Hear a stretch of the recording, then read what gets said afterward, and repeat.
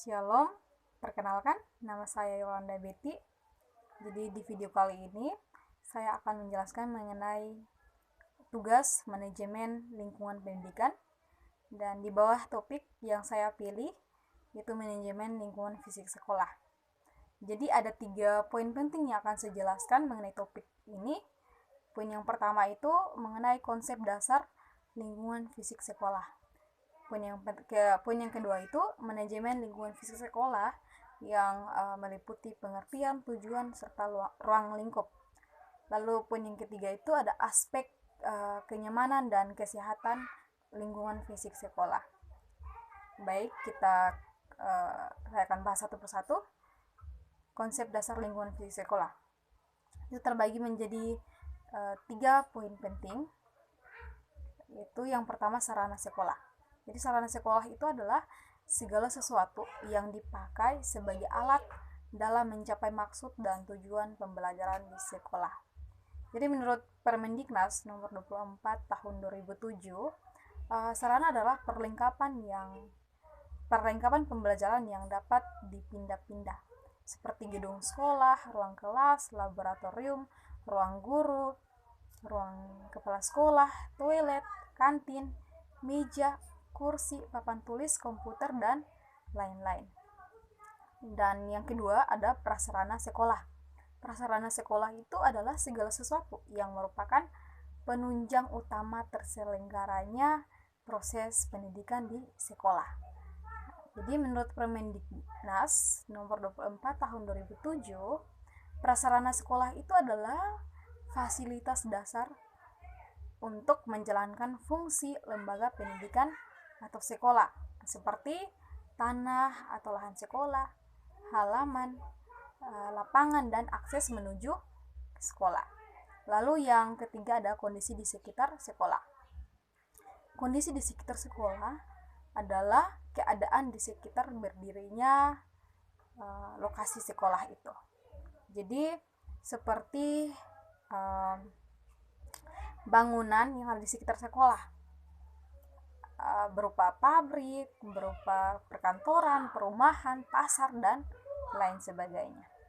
Jadi dari uraian yang sudah saya jelaskan dapat disimpulkan bahwa sarana prasarana dan lingkungan sekitar sekolah sangat berpengaruh penting terhadap kegiatan pembelajaran di sekolah.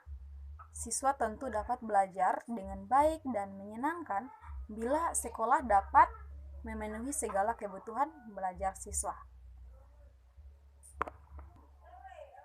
Lalu kita masuk pada poin yang kedua, yaitu pengertian, tujuan, dan ruang lingkup manajemen lingkungan pendidikan.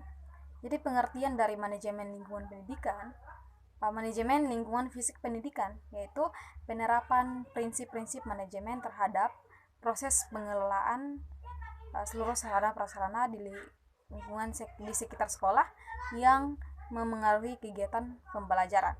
Nah, jadi tujuan dari manajemen lingkungan fisik sekolah itu untuk mewujudkan lingkungan sekolah yang aman, sehat, dan nyaman melalui pengelolaan seluruh sarana prasarana dan lingkungan di sekitar sekolah secara efektif dan efisien. Jadi lingkungan fisik sekolah seperti halaman sekolah, gedung sekolah, ruang kelas adalah faktor kunci dalam mewujudkan keamanan, kesehatan, dan kenyamanan warga sekolah.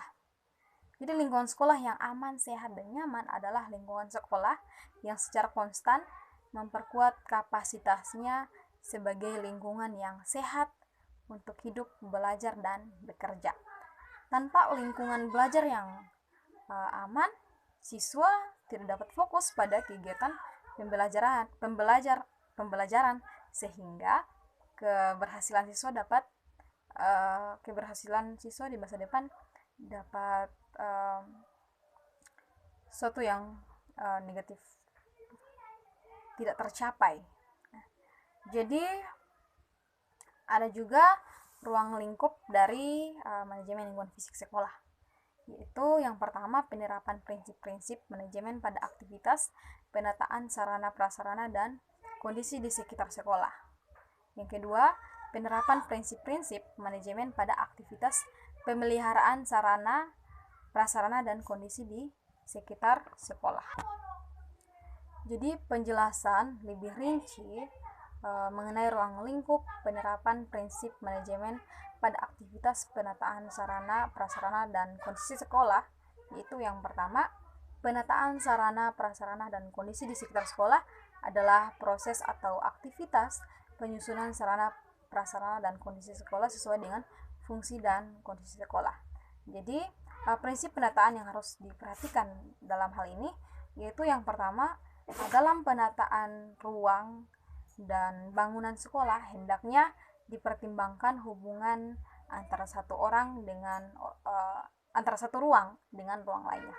Lalu yang kedua itu, dalam penataan sarana pembelajaran seperti meja, kursi, papan tulis, LCD, dan lainnya hendaknya mempertimbangkan aktivitas kenyamanan kegiatan pembelajaran. Lalu yang kedua itu, pemeliharaan sarana, prasarana, dan kondisi sekolah merupakan kegiatan pencegahan dari kerusakan sehingga kondisinya tidak siap atau bisa digunakan pada kegiatan pembelajaran.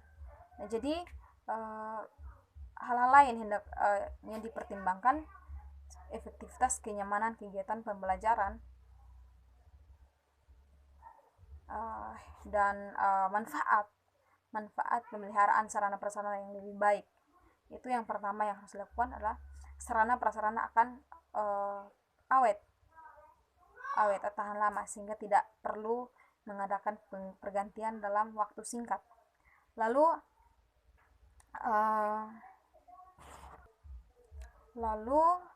jarang terjadinya kerusakan. Lalu lebih terkontrol sehingga menghindari kehilangan dan enak dilihat dan dipandang serta menghasilkan kinerja yang baik. Nah, jadi ini manfaat dari pemeliharaan sarana prasarana dan kondisi sekolah. Lalu yang ketiga itu ada penataan dan pemeliharaan kondisi di sekitar sekolah adalah proses penyusunan pencegahan semua komponen di sekitar sekolah agar pembelajaran dapat berlangsung secara kondusif. Nah, di sini dalam aktivitas penataan dan pemeliharaan kondisi di sekitar sekolah, maka harus mempertimbangkan hal-hal berikut. Yang pertama, sekolah dibangun berada jauh dari hiruk-pikuk lalu lintas yang membisingkan. Yang kedua, berada jauh dari pabrik dan pasar. Yang ketiga, kondisi di sekitar sekolah harus bersih dan rindang serta nyaman. Lalu poin yang ketiga yaitu aspek keamanan dan kesehatan lingkungan fisik sekolah. Jadi aktivitas manajemen lingkungan fisik sekolah yang dilakukan dalam ruang lingkup kebijakan untuk menghadirkan keamanan, kesehatan, dan kenyamanan sarana prasarana dan lingkungan sekitar sekolah dapat dilakukan melalui setiap sekolah harus memiliki komite kesehatan dan keselamatan. Yang kedua, setiap sekolah harus terlatih tanggap darurat untuk berbagai kemungkinan situasi dan kondisi. Lalu yang ketiga, mengimplementasikan program untuk menjaga kualitas udara dan ruangan yang baik. Yang keempat, staf pemeliharaan sekolah harus mempraktikkan pengelolaan dan pembersihan lingkungan sekolah secara terpadu untuk kesehatan. Yang kelima, menggunakan sistem otomatis untuk mencatat dan menganalisis masalah dan tren pemeliharaan lingkungan fisik sekolah. Nah, jadi ada juga ukuran kenyamanan untuk mencapai keberhasilan sekolah. Nah, beberapa indikator kenyamanan yang dibutuhkan siswa. Terus ada yang pertama, suhu udara di ruang kelas harus sesuai. Jadi, suhu udara yang tidak nyaman dapat menyebabkan rendahnya efektivitas dalam kegiatan pembelajaran. Siswa menjadi sulit berkonsentrasi dalam menerima materi pembelajaran. Lalu yang kedua, ruang kelas dan sekolah harus bersih Jadi bersih yaitu kondisi lingkungan yang bebas dari materi-materi yang tidak diinginkan. Lalu yang ketiga, pengelolaan sampah harus mengikuti petunjuk yang benar. Dan yang keempat, melakukan konsep hijau. Itu konsep hijau di sini yang berpusat pada pencegahan polusi, meminimalkan limbah dan daur ulang. Oke, sekian dari penjelasan saya. Sebelumnya saya meminta terima kasih untuk tugas ujian akhir semester yang sudah diberikan. Terima kasih banyak Ibu. Tuhan Yesus memberkati.